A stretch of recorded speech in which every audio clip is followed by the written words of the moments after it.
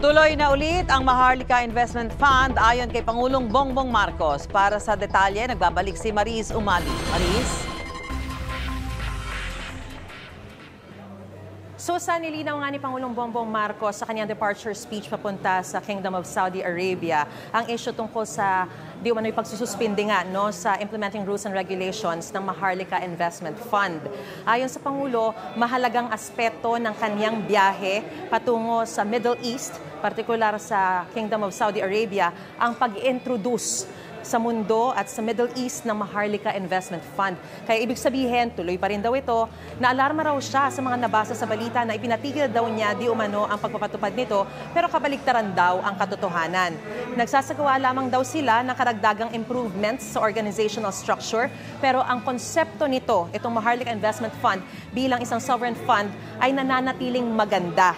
Committed ang pamahalaan na maging operational ito by the end of the year. Huwag daw sana ma-misinterpret ng publiko na nagkamali sila sa kanilang desisyon.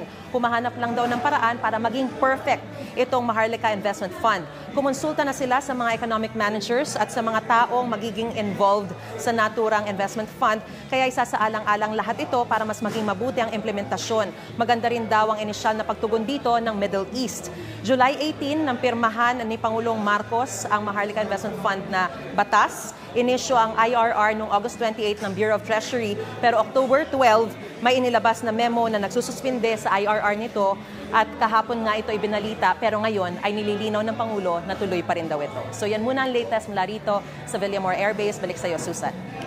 Maraming salamat, Maris Umali.